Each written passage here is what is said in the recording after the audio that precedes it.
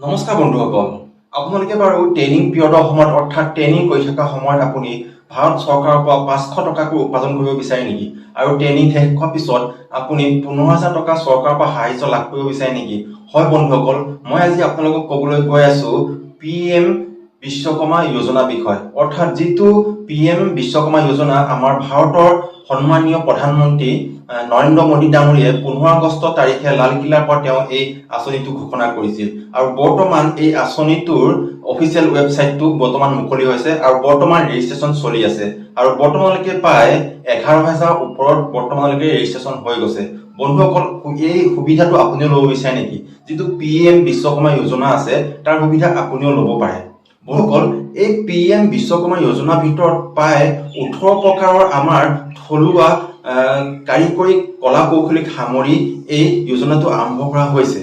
বন্ধুসকল, ইয়াৰ কাৰণে আপোনালোকে কাঠমিস্ত্ৰী, ৰাজমিস্ত্ৰী, নাপিত, দৰ্জী, কুমাৰ, কমাৰ, তলা বনোৱা মানুহ, মূৰ্তি বনোৱা মানুহ, এই বিভিন্ন ধৰণৰ এনেকুৱাকৈ প্ৰায় 18 প্ৰকাৰৰ আমাৰ থলুৱা কলা কৌশলীক সামৰি লোৱা হৈছে।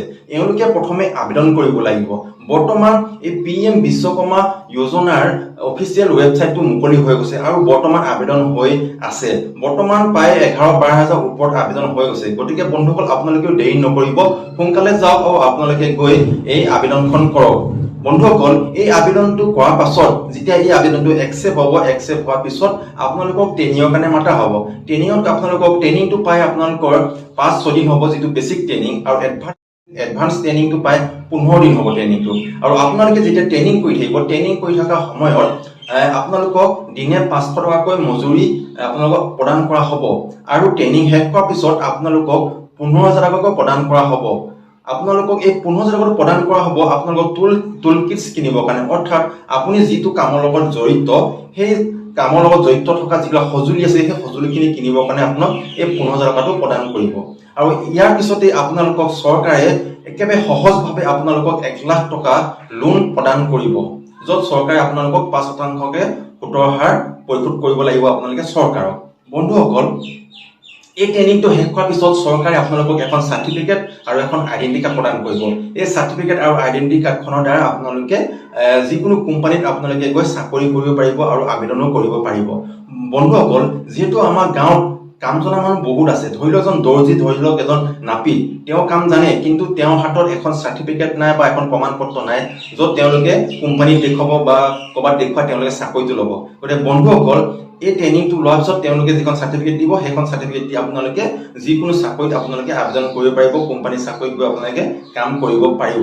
আৰু ইয়াৰ লগতে বন্ধুসকল, যিসকল বন্ধু বান্ধৱীয়ে তেওঁলোকৰ এই বিজনেছটো বঢ়াব বিচাৰে, ধৰি লওক এজন কাঠমিস্ত্ৰী, তেওঁ দোকান খুলিব বিচাৰে, গতিকে তেওঁলোকৰ কাৰণেতো সুবিধা, তেওঁলোকে এই 1 লাখ টকা লোনটো তেওঁলোকে বেংকৰ পৰা লয় আৰু তেওঁলোকে এই তেওঁলোকৰ যিটো বিজনেছ আছে, বিজনেছটো তেওঁলোকে বহল কৰিব পাৰিব।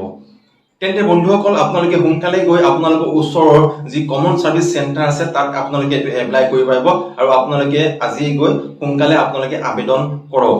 আৰু যদিও আপুনি এই 18টা কেটেগৰীৰ ভিতৰত নপৰে, তথাপিও আপোনাৰ ওচৰ চুবুৰীয়া বা আপোনাৰ পৰিয়ালৰ বা আপোনালোকৰ গাঁৱৰ মানুহ যোন আছে, এনেকুৱা ৰাজমিস্ত্ৰী, কাঠমিস্ত্ৰী বা নাপিত, ধুবি, দৰ্জী যোন আছে, তেওঁলোকক আপোনালোকে জনাওক আৰু তেওঁলোকক অৱগত কৰাই তেওঁলোকক এইটো আবেদন কৰাত সহায় কৰি দিয়ক, যাতে তেওঁলোকে তেওঁলোকৰ বিজনেছটো বঢ়াব পাৰে আৰু উন্নতিৰ খাপত এধাপ ওপৰলৈ তেওঁলোকে যাতে আগুৱাই যাব পাৰে, তাক আপোনালোকে সহযোগ কৰক।